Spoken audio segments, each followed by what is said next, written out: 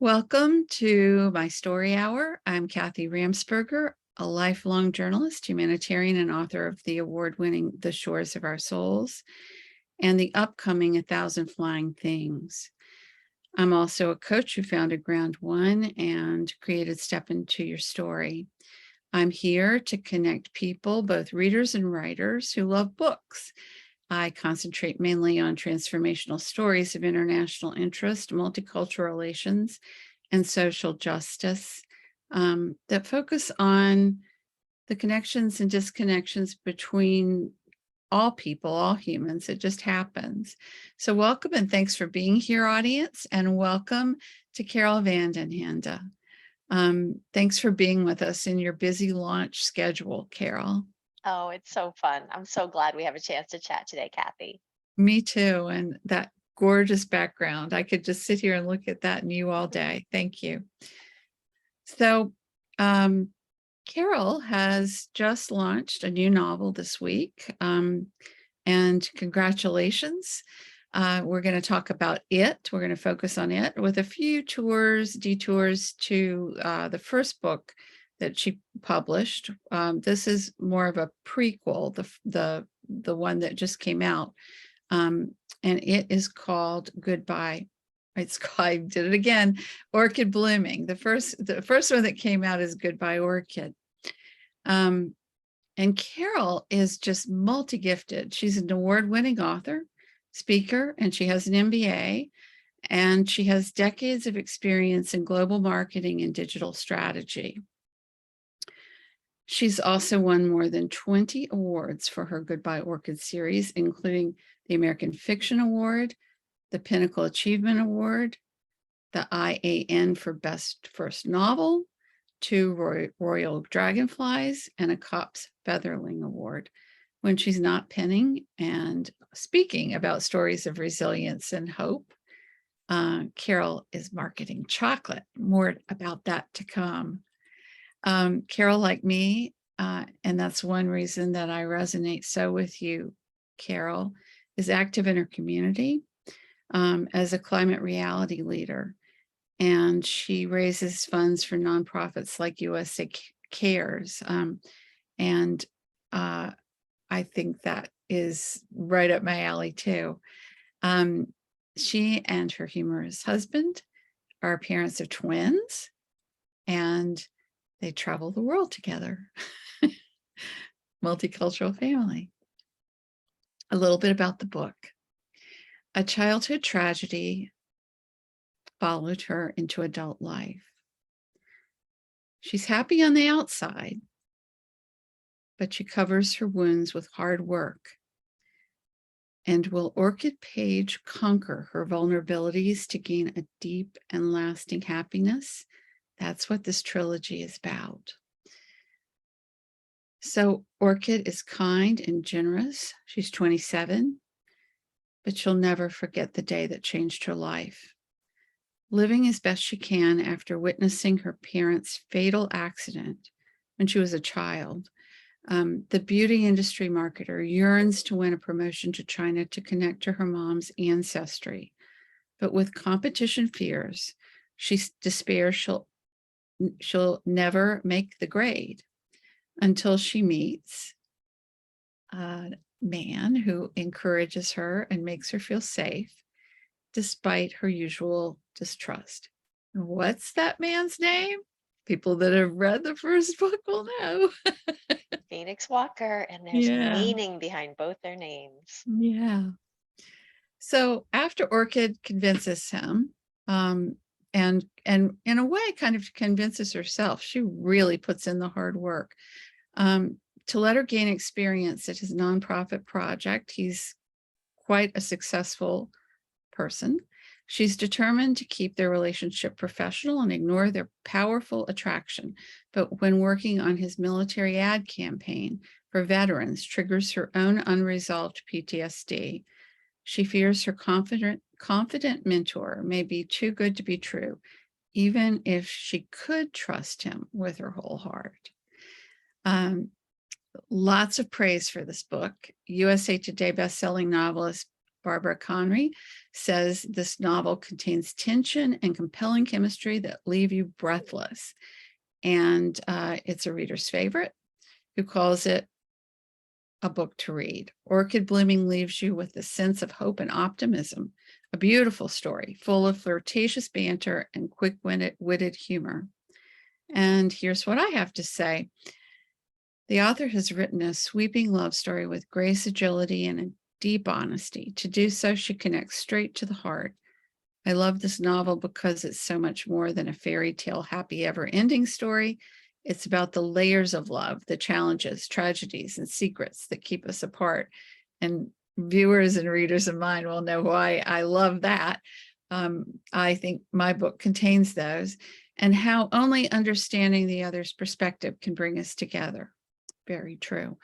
Welcome to a fresh voice, which I really want to commend you on, Carol. Your voice is just wonderful in the contemporary romance genre. And a bonus for me was that it was multicultural, and I can't wait to read the third. I've read the first two. So welcome again. Congrats again. And let's launch into our little chat. Kathy, that was beautiful. First of all, I just have to thank you so much. What a beautiful introduction. And the review is so beautifully written and really gets to the heart of it. Oh, And thank you. that's an art and a talent to be able to Oh, do thank that, you. to condense an entire novel into its essence. So thank you, really. Well, I love doing it. I love doing it for you and for others. I mean, I rarely these days read books that don't touch my heartstrings, and yours definitely did. So let's ask the audience this question if they haven't read the first book. Is this book, Orchid Blooming, a prequel? And if it is, why did you release the other one first? I kind of understand, because it was more heart-wrenching to read this one after reading the other one, because you know what their fate is. Yeah, it's so interesting because as a novelist, Kathy, that some of the biggest decisions that have to be made is, where do you start a story? What is that in media res inciting incident after which nothing will be the same again? And when I had penned actually Orchid and Phoenix's backstory, and then also what happened to them in Goodbye Orchid, my agent, my editor, myself decided the inciting incident would be the accident that changed Phoenix's life forever. So Mm. Goodbye Orchid was a standalone story in which that whole journey is told in a really heartfelt way, and readers say that it is incredibly emotional. However, when I went to book clubs and met readers, they loved the story so much, they asked me for more. They wanted to know what happens before page Yeah, one of I Goodbye understand Orchid. that. And Mhm. because I had already richly imagined that story of how Orchid and Phoenix met, I had some material already. Although writing Orchid Blooming was such an interesting experience, I really expanded upon that material, and the characters themselves surprised me.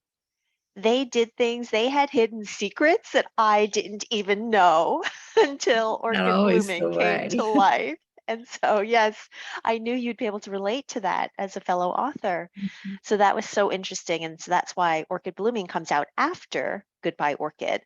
And now readers who have read both, and I'd love to know your perspective.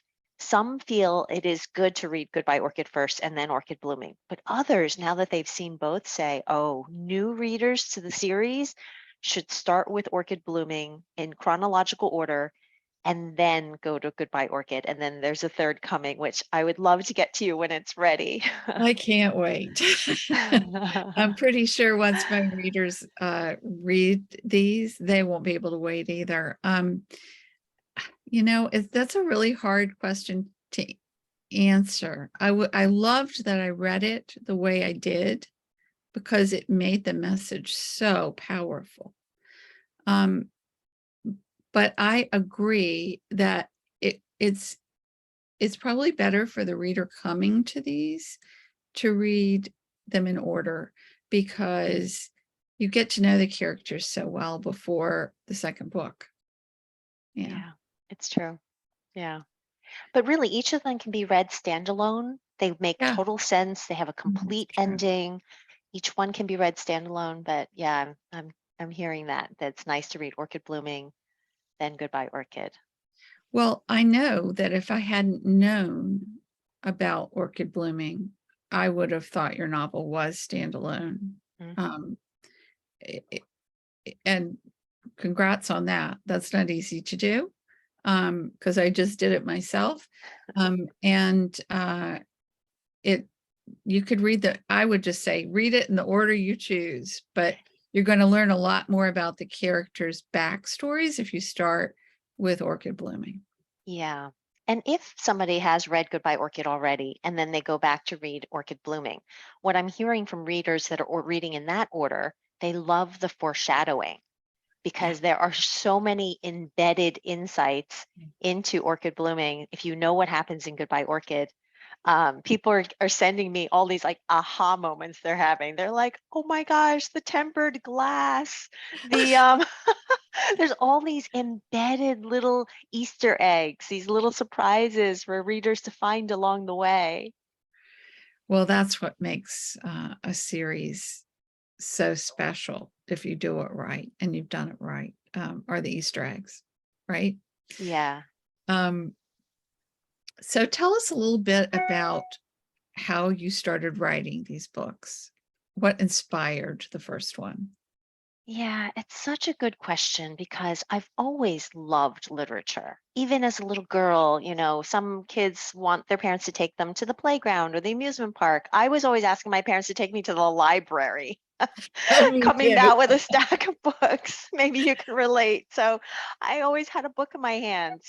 So I've always loved literature and had been journaling and writing short stories. I had a little bit of a detour when I was going to college. I actually was going to be an English major. That was my plan. But Oh, my very traditional Chinese family sat me down and said, and this is so cliche, like I can laugh at this. They said, you're very good at math and science. Why don't you study math or science or engineering? And that set me down a whole path which I do not regret. Actually, it is true. I am good at math and science. I do have my engineering degree. I did well at it. I enjoyed it. And I've had such an enjoyable career in digital and technology, that's an strategy, amazing marketing. achievement. It's an amazing achievement in and of itself. Yeah, A STEM female role model. That's what you are. it's true. And I have Now loved it. you're stepping into the second part of your story, right? And that is lovely too now to be able to see it come full circle. That early love of literature and the written word. Being able to bring that to life has been amazing. And then what sparked this particular novel? When I started writing Goodbye Orchid, it was a hard time for our family, for one of our twins. And I started writing as a place of solace for myself. Oh, As a writer, you probably can relate to that. I This, can so relate to that. I can. yeah. It's when I started writing my series too. Oh, Was yeah. was in the early days of grade school for my oldest. Okay. Um, and it was a time of, well, it was just, the regular growing pains in retrospect, but it doesn't always feel like that when it's your child. Hmm. Mhm, Yeah. It was really comforting to have mhm, this place to go, to have this fictional world, to be able to see characters grow and overcome obstacles and be superheroes in their lives and to have the power of the pen over their trajectory. All of that was just healing and beautiful. And I thought I was doing it for myself until I joined a writers group. And this particular critique group liked to meet in person. Every 2 weeks, we would sit around Mary Lee Waldron's kitchen table and we would read our work aloud to each other and get feedback. So one of these weeks, I read aloud the passage in which Phoenix wakes in the hospital after his accident, looks down the hospital bed, sees what's happened, and is trying to come to grips with the change from which he'll never be the same again. mhm. I was able to bring that table of writers to tears. Yeah. And I thought, oh, maybe this isn't just about my own healing.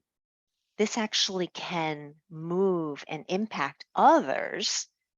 So that's when I first started getting the seed of an idea that perhaps I should think about publication. Hmm. And that's really the origin story for where Goodbye Orchid came from. And really, at that time, I had seen stories in the news about combat wounded veterans, and that's what inspired the specifics of the story, even though the characters are not military veterans themselves. The arc of the journey, the healing, the challenges, the pain, the difficulties that both Orchid goes through regarding PTSD and Hmm. Phoenix goes through in his um, recovery from his accident mirror the journey of combat wounded veterans. It does. Having written a lot about that because during my time with Red Cross overseas, um, it really does. And I think it's just coming to light that PTSD doesn't mean that you're in a car accident or have a near death experience or you're in a battle. It can be just about anything. It's they're calling it complex PTSD and Mhm. um, or sometimes childhood PTSD. And I'm so glad that the therapeutic community is actually acknowledging, and I don't know whether they have a DSM for it or not, but um, that they're degradations in a diagnosis. And you can still have some symptoms, and it might not even be clinical, right? And you do such a good job, such a good job. You did your research. And I have so many people to thank for that. The research is really important to me because all of these stories really come from a place of respect. Mhm. Respect for the experience that people who've actually been through these experiences have suffered. And so because of that respect, I took the research incredibly seriously and spoke to medical professionals, surgeons, therapists, head of a clinical trauma center, and also to wounded veterans themselves to really make sure that I was getting not just the physical journey, but also the emotional journey as Mhm. authentic as I could. Mhm. Well, it's there as far as I can tell. I would think that military veterans would love the story as well because it's so well done. Um, so thank you for sharing your inspiration. Um, and we've talked a little bit about PTSD and how wounded veterans inspire you. I want to talk a little bit about your turn of phrase. You have such a beautiful turn of phrase. You find a new way of saying things that a lot of writers gloss over. Um, and the one that I chose, but there's one on every page really. Um, you could have said his gaze rested on her neck, or he followed, or maybe his eyes noticed something, but you say his gaze followed the curve of her collar, and I thought that that was so specific and such a beautiful new way of saying it. It's not completely unique, but I loved that because that's exactly what would have happened. Um, so thank you for your voice. So do you write your first draft with this beautiful fresh voice, or is there a lot of revision? I think it's a little bit of both, and I think it's such an insightful question. I would love to hear your writing process as well, because it's always great to learn from other I writers. totally agree. Yeah, I mean, first draft, of course, has lots of choppiness in it and things that need to go back and be revised. I do try to write as clean as I can because if it gets too messy, the fixing is onerous. I think sometimes if I'm in a very deep point of view for the character and in that flow state, I'm really in my creative space. I think the phrases do come out like that because I'm seeing it through the character's eyes. And so perhaps there's a bit of fine tuning that needs to happen if the sentence is awkward. But I think a lot of it comes during, and then some of it is in the polishing, in the revision process. It's Mhm. multi-layered. And you talked earlier about really resonating with that idea of layers. And I think writing and editing is Done in layers. layers and iteration and experimentation and, to create this end product. There's an editor, Allison K. Williams, that has a book out now about the different layers of editing. And I never thought of it like that, but I definitely go through a manuscript, and first I read the opening sentences, and then I read the ending sentences, and then I make sure, you edit for redundancy. And um, but it's more than that. It's more making absolutely certain that you are standing in that character's shoes, seeing things through their eyes. And I do that too. And just one little aside, um, I always kid around that I could probably write a book in a month if I tried, but the editing, the revising could take years and years and years, and it does. So I love writing and revising as much as I appreciate it, and I know it's absolutely essential. Got a little bit of a love-hate thing going on. Yes, it's so true. And I think it's so good for any readers who are listening to this episode. It's really good for readers to understand this because Mhm. what I find is when you're reading a great story, it's so immersive. You fall into it. It's so easy to read. It's a page turner. So reading feels so easy. So sometimes people make the mistake thinking, oh, then the writing of it must have been so easy, Mhm. but Mm. actually it's the opposite. It's Yeah. so hard to get the writing to make the reading flow so easily.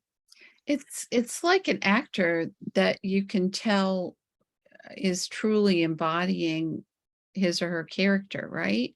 Mhm. Um, they've spent decades learning to do that.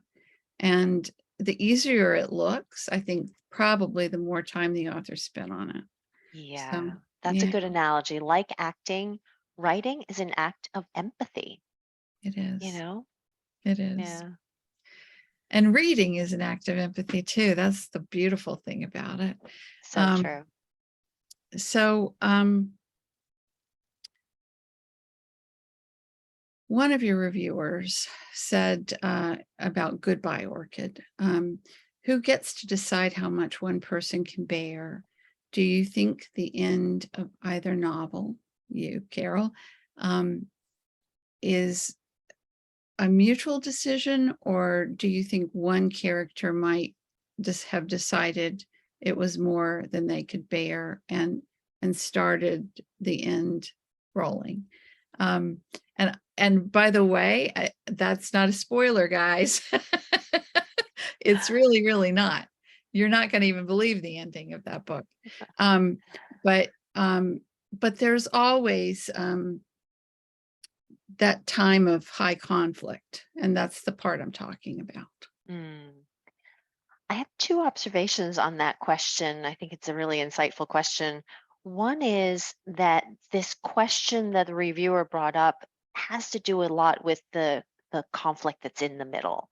That each of the characters may be making assumptions and making unilateral decisions and not fully getting the buy-in of both people, and that's when issues ensue.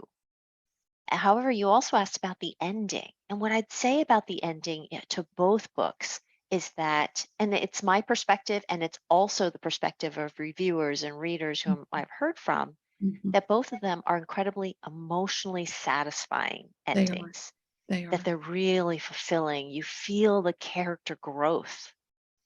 And so that question of whether it's unilateral or not, I don't think that's an issue by the end because each character has agency. That's very true. Thank you. That was a perfect answer. Um, and I just want to clarify that I wasn't talking about the very last page. I was talking about, I was really talking about the climax in the middle, right? the place where there's a decision to make, and a really Mhm, big decision to make. mhm. And I think that you're saying that it is a bit mutual, because they both have agency. They have agency there, and then they have agency at the end. Which brings me to the next question about protagonist strengths and weaknesses, because this is something I struggled with in my first novel, and not as much in my second. I wanted them to be more mature in the second and make better decisions.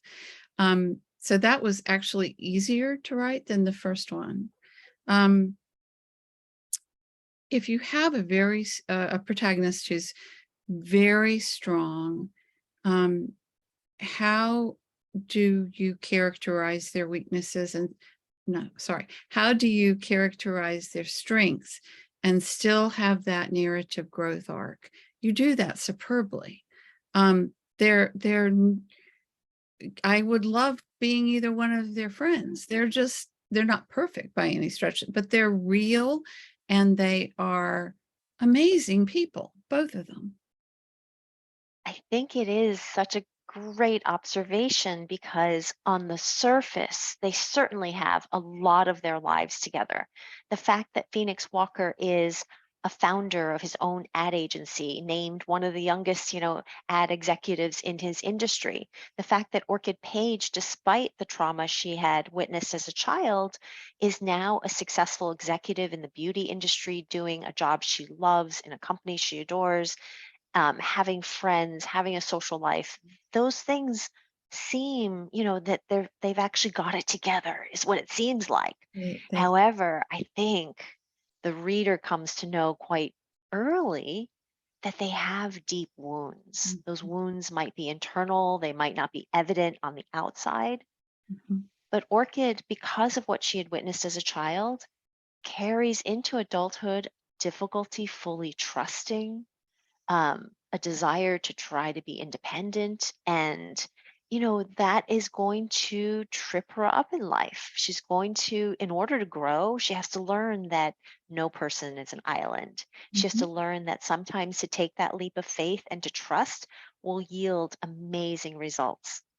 And then likewise, Phoenix, who holds this incredibly high bar of perfectionism and Yeah. feeling that he can never live up to the legacy that his father, who was a judge, created. And now that his father has passed, feeling that he would never even know if he had lived up to it, but yet always striving.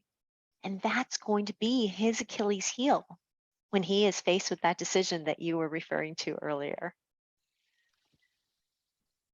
Yeah. So, I mentioned multicultural aspects of this novel, both novels, um, at the beginning, and I'd love if we talked a little bit about that. Um, I love it when authors bring in um, bits about write what they know, right? And I resonated with things you said about being a Chinese American, because my daughter's Chinese American, and uh, to just clarify about it, she never told. I would ask her just point blank, "Were you ever bullied?" No, we don't bully at our school. And then senior year of high school, she's a photographer, and she had her last senior project, and it was pictures of herself, some selfies, some taken from birth, really, all the way through 17 years, and all the things that were said to her. And it wasn't that people were bullying her. They were they didn't realize they were saying things that would hurt her, but it was obvious from the book, and I still have it, that it was hurting her deeply. Mm, So I love that you show that side of Orchid, the part that is vulnerable, because she hides it so well. mm, Um, so I'm not exactly certain what my question is. We can either talk about personal experiences or we can talk about orchids experiences. But I just wanted to commend you on that aspect for the book too. You've handled it really, really well.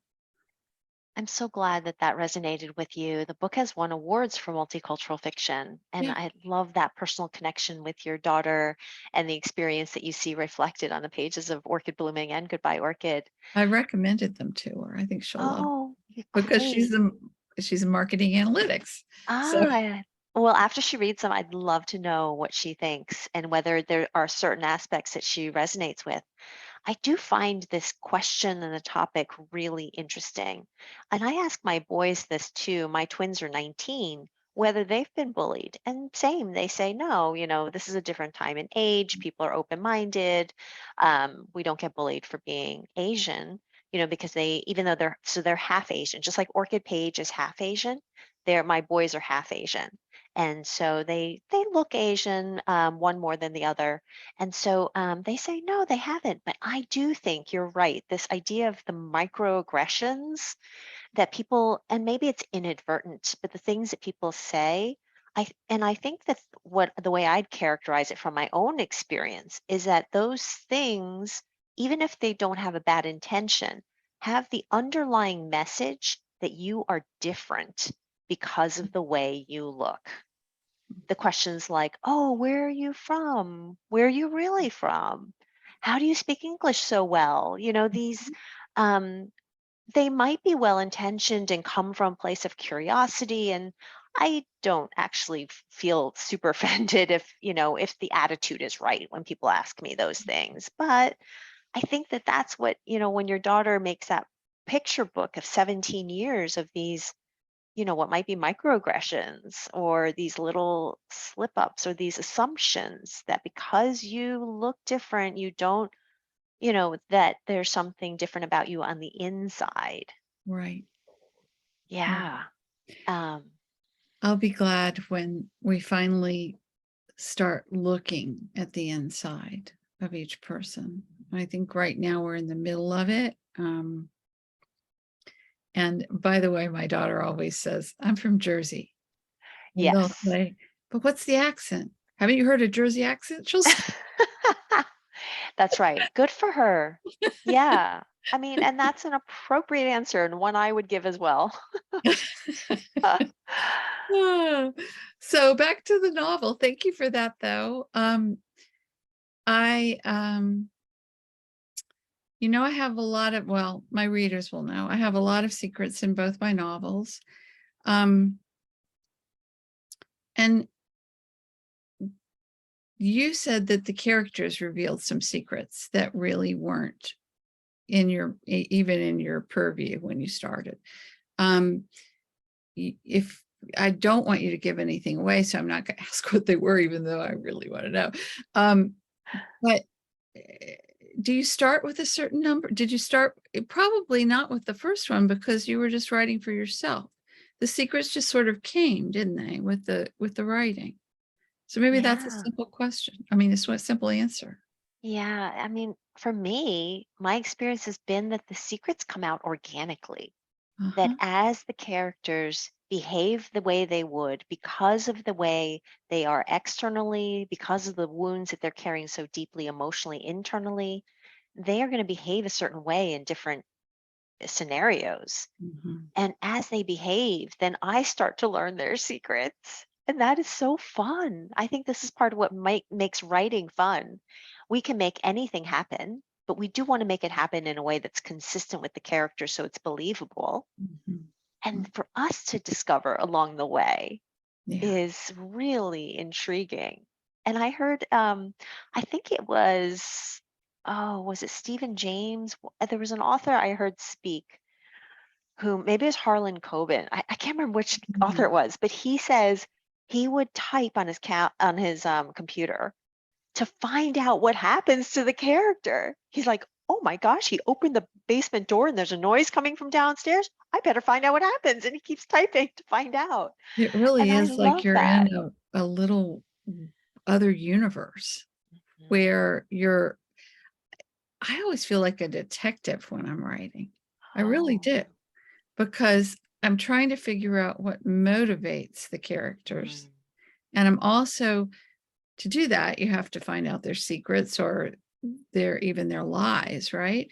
And so um, I would say, for the most part, most authors don't have a clue what that is when they start. The very deep, dark part of a character. I don't mean dark bad. I mean dark, um, deeply embedded. yeah, subconscious, almost something Mm, that they don't realize themselves.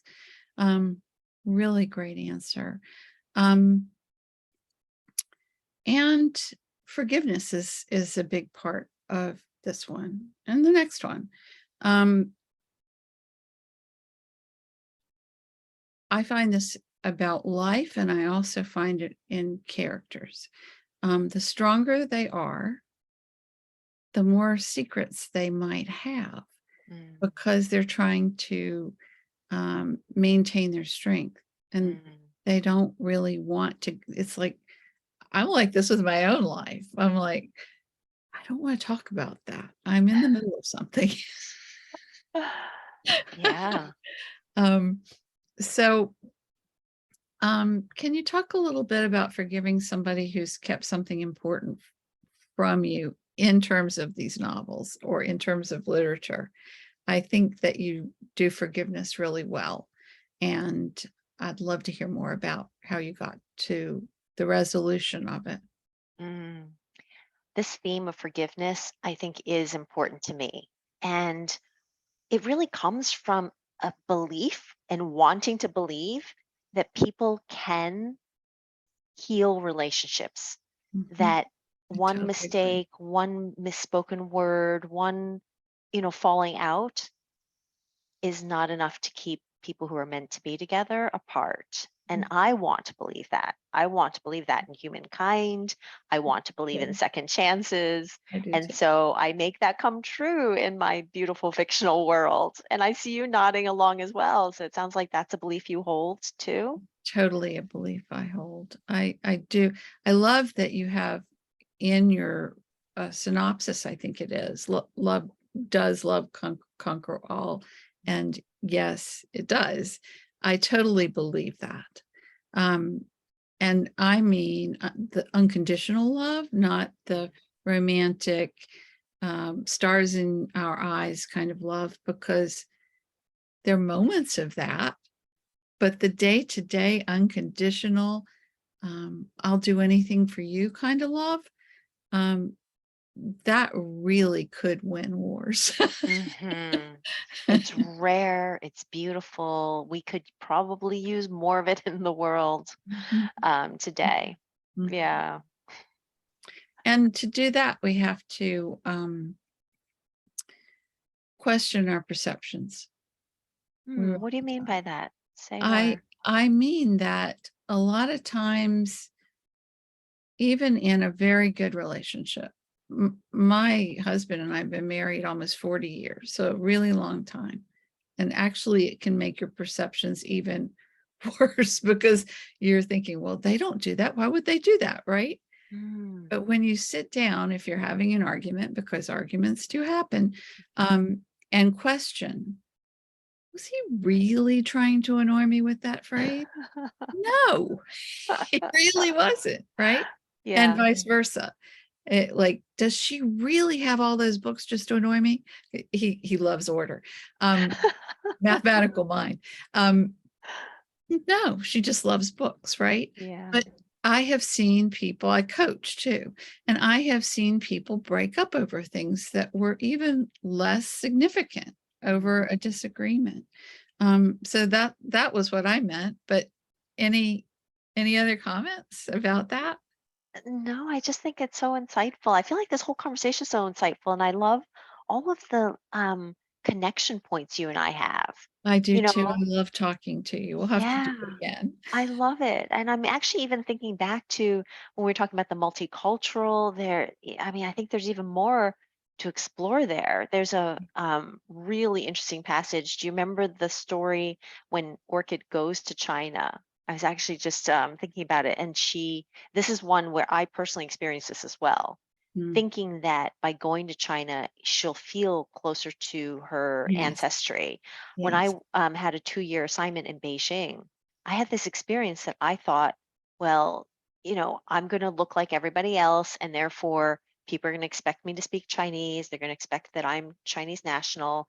So I held myself to this super high standard to learn Mandarin as fast as I could. I bought Rosetta Stone, I had a Berlitz instructor, and I did learn a lot. And my colleagues were really impressed with me. And they said, "How did you learn so much in such a short period of time?" And I said, "Well, looking like this, I figured I better.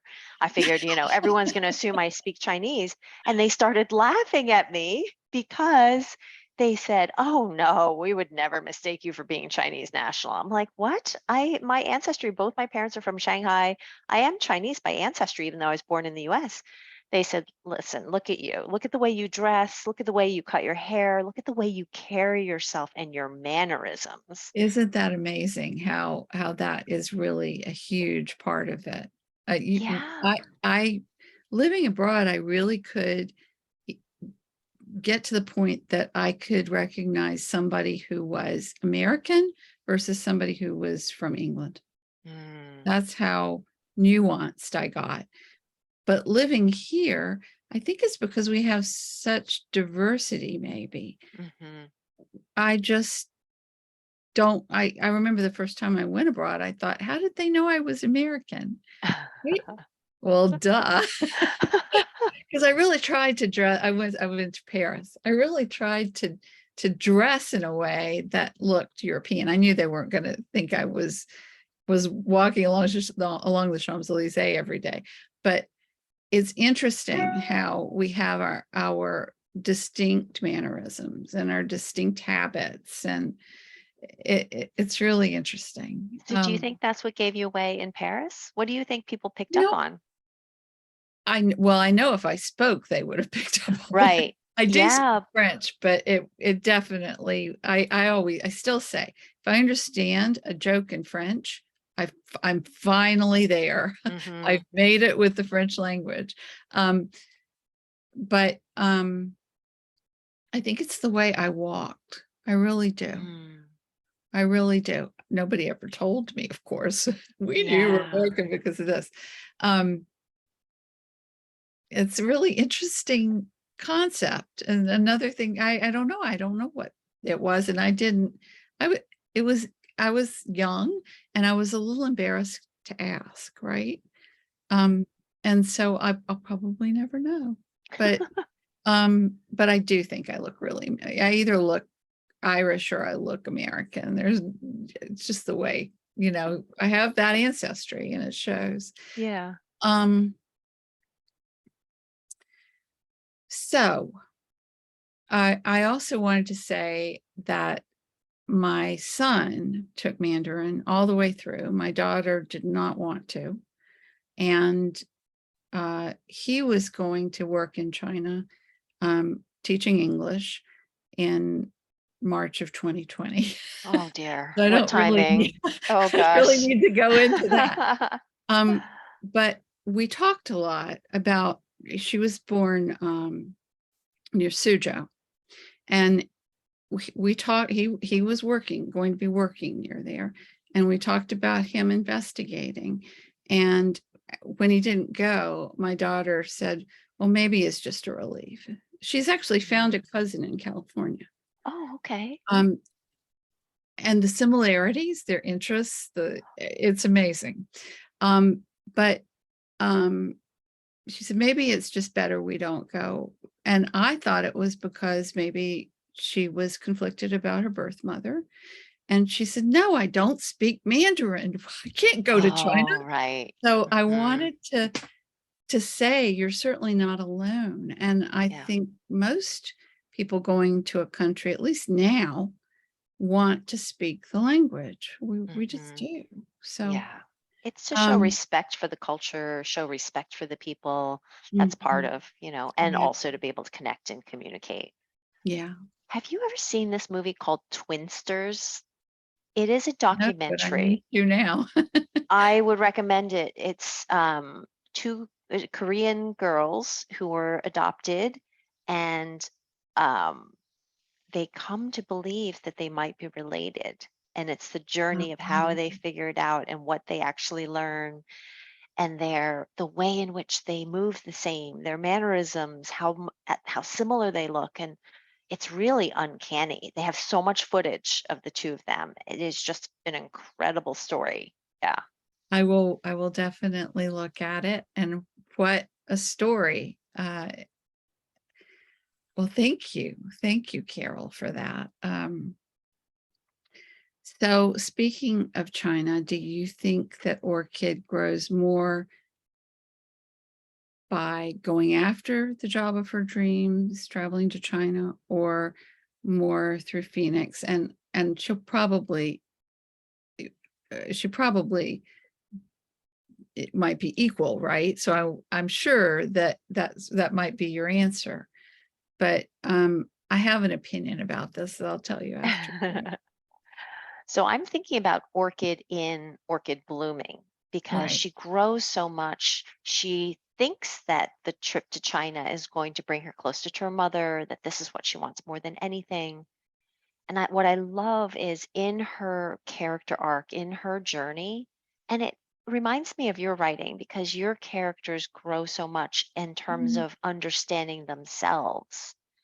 And this is what happens with Orchid because by the end of Orchid blooming, she hasn't gone to China, Right. and yet her growth is tremendous, and she comes to feel the power of her thousand ancestor warriors coursing through her blood, giving her strength and making her realize that her strength doesn't come from going on a trip or something external or even from Phoenix, but it comes from the inside.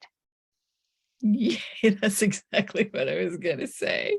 You said it probably more superbly than I would have, but I think that we get our strength from inside ourselves. And then if there were another layer, I would say relationships of all Mhm. sorts. Doesn't have to be a good relationship. We learn just as much from the bad ones. And uh, and then how we move based on that, how we progress through our life based on our beliefs and our passions and um, our internal changes. I just heard an author speak. She's published a nonfiction book about how to be happier. She's followed these longitudinal studies of people from childhood to adulthood. And she called out really two factors, which completely support what you just said. One is, she said, relationships are important, and feeling that you have at least a few very close relationships who really know you. And Mhm. then in addition, she said valuing time over money is really a a big factor in happiness, that people Why sometimes I'm think, happy. yeah, people think, oh, if I have that fancy car or the nice house, but that doesn't actually bring happiness. And specifically when it comes to time, it's spending your time on things that you believe bring meaning and are your reason to be on this earth, which is Mhm. how you and I started our conversation probably, before we hit record. But Yeah, I think that that is so true. And that's probably why writing speaks to both of us. yeah, I totally agree. Well, I can't conclude any better than that, but I do have one final question about flowers. I just want to bring this is Goodbye Orchid because I have your newest digitally, but I want to bring it up to the screen. I love the tagline too. But I won't mention it because somebody might read the other one first. What is your favorite flower? Yeah, I mean, I love all types of flowers. I've been getting orchids. It was just my birthday, and I've gotten several orchids as presents. I do love peonies, which comes up also in the story itself. And I love that you showed the cover because that image of the shattered orchids represents the physical and emotional shattering of Phoenix and Orchid.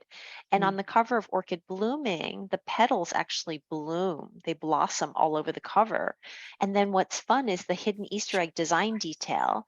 On the bottom right corner of every page is an image of orchids. And if you flip through and look at the bottom right corner, the image of orchids will appear to shatter until you get to the darkest point of the story, and then it visually comes together for the emotionally satisfying ending.